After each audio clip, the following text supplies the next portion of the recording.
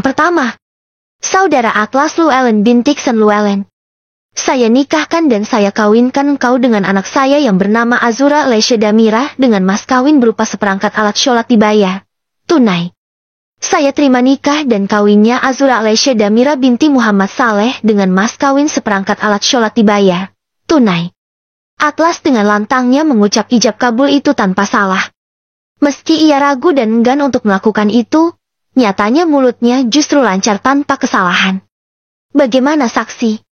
Sah? Sah. Semua tamu yang hadir pun langsung ikut terharu menyaksikan itu. Akhirnya pernikahan Atlas dan Azura berlangsung hikmat. Mereka kini telah resmi menjadi sepasang suami istri. Sayangnya, tidak ada senyuman yang terpancar di wajah kedua mempelai.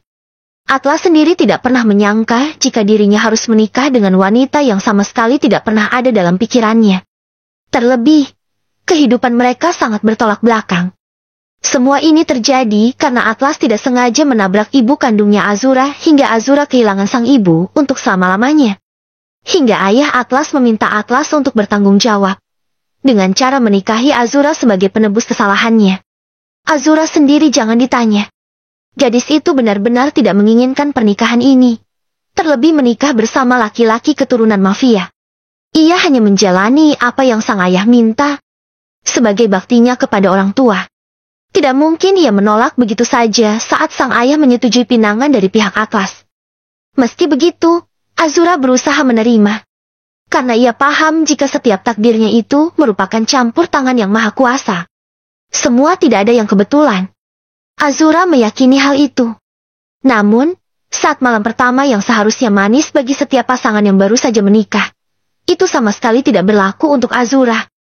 Di hotel ini, di kamarnya yang seharusnya ditempati olehnya bersama Atlas, ia hanya sendirian. Entah kemana perginya Atlas saat ini. Laki-laki itu sama sekali tidak mengatakan apapun kepadanya.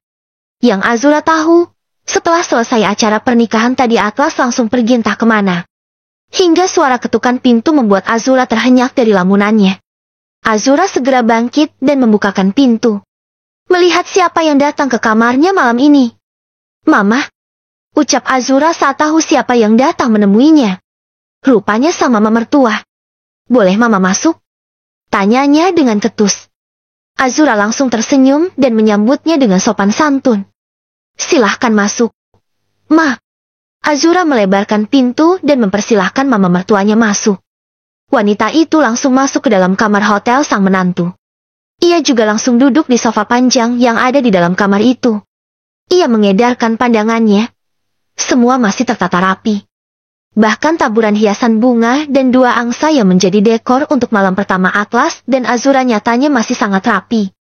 Ia menghela napas perlahan, seolah tahu jika Atlas tidak ada di dalam kamar ini. Kemana suami kamu? Tanyanya ketus. Sedang keluar sebentar, Ma. Azura menjawab seadanya tanpa tahu kapan sebenarnya Atlas kembali. Ia juga merasa tidak nyaman saat mama mertuanya sedikit menginterogasi. Wanita itu mengangguk. Ia lalu menatap lekat ke arah Azura. Ubah gaya pakaianmu, Azura. Mulai detik ini, jangan lagi memakai pakaian seperti itu. Tutur Nyonya Madeline. Azura tampak kaget mendengar permintaan mama mertuanya. Sungguh, itu adalah hal yang tidak mungkin Azura lakukan. Hijab dan cadar adalah hal yang melekat di tubuhnya. Tidak mungkin ia melepas begitu saja. Ia muslim, hukumnya wajib memakai pakaian tertutup. Meski cadar tidak diwajibkan, tetapi tetap saja Azura tidak rela melepas apa yang sudah ia terapkan selama ini. Maaf, Ma. Tanpa mengurangi rasa hormat Zura ke Mama, Zura tidak bisa melakukan apa yang Mama minta. Zura seorang muslim, wajib hukumnya memakai pakaian tertutup. Azura mencoba menolak secara halus. Stop. Jangan ceramah di hadapan saya. Kalau kamu tidak mau, ya sudah. Tapi jangan pernah kecewa dengan sikap Atlas. Anak itu laki-laki normal. Jangan harap Atlas akan menyentuhmu jika pakaianmu seperti ini. Yang ada dia akan risih. Setidaknya saya pernah memberitahumu, ucap Nyonya Madeline.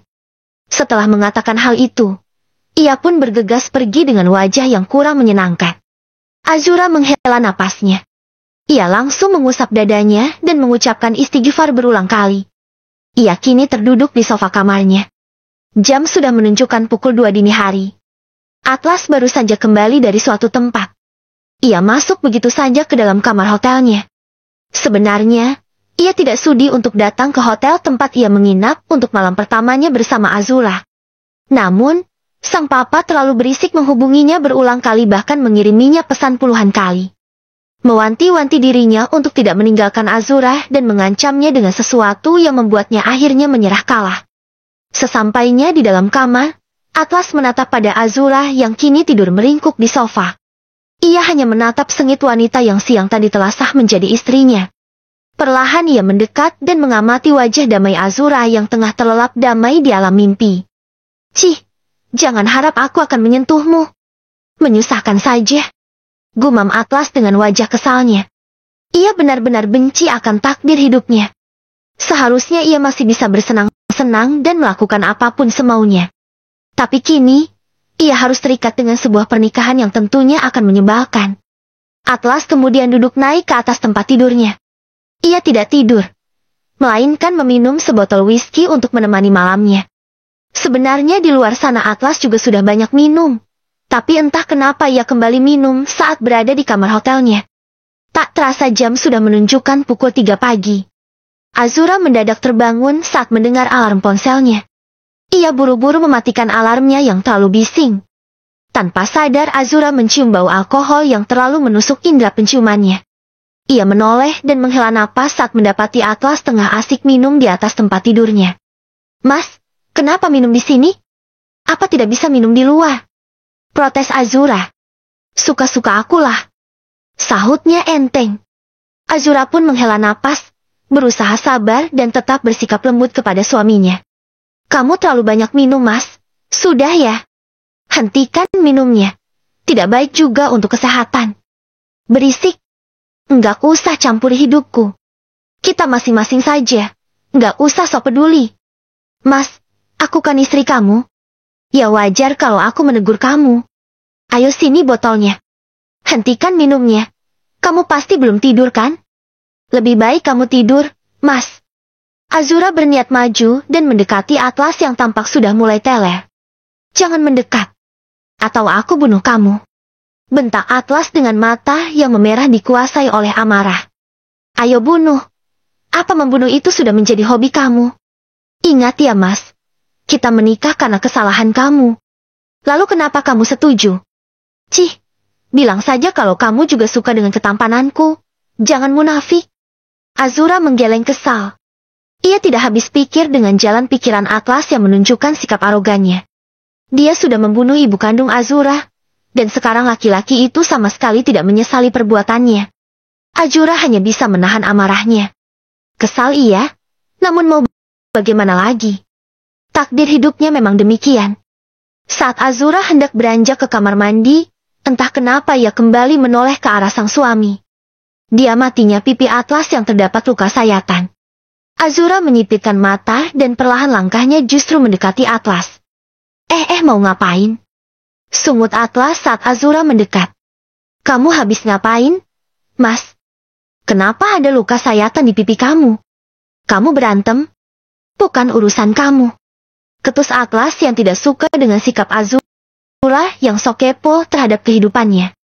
Azura hanya menggeleng sembari menghela napas pelan. Bukannya diam, Azura justru melengos dan meraih tas miliknya. Ia mengambil sesuatu dari dalam tasnya dan tak lama kemudian ia kembali mendekati Atlas. Atlas kembali ngereok saat Azura dengan lancangnya duduk di sebelahnya. "Sini mendekat," ketus Azura yang mulai berani. "Apa sih? Nggak usah lebay. Besok juga udah sembuh," kesalnya. Azura sama sekali tidak peduli. Dengan lancangnya Azura mengobati luka sayatan di wajah Atlas. Ia tidak peduli dengan segala makian dan cerewetnya mulut Atlas. Meski Atlas sempat membuatnya merasa sakit hati dan bahkan pernah membuatnya membencinya, namun entah kenapa hatinya selalu tergerak jika melihat seseorang tengah terluka. "Oh, pelan-pelan, bego," maki Atlas yang merasa geram dengan sikap Azura yang tidak bisa pelan. "Sakit kan? Sudah tahu sakit, ngapain petakilan? Jangan sok menjadi jagoan kalau cuma diolesi obat merah saja kesakitan. Dasar lemah. Sungut Azura. Sebelum Atlas kembali ngereok, Azura lebih dulu berlalu pergi setelah selesai mengobati luka Atlas. Anjir tuh cewek mulutnya. Kesal Atlas sembari menatap punggung Azura yang mulai tertutup pintu kamar mandi. Brak. Fuck. Wanita gila. Teriak Atlas saat Azura menutup pintu kamar mandi dengan cukup keras.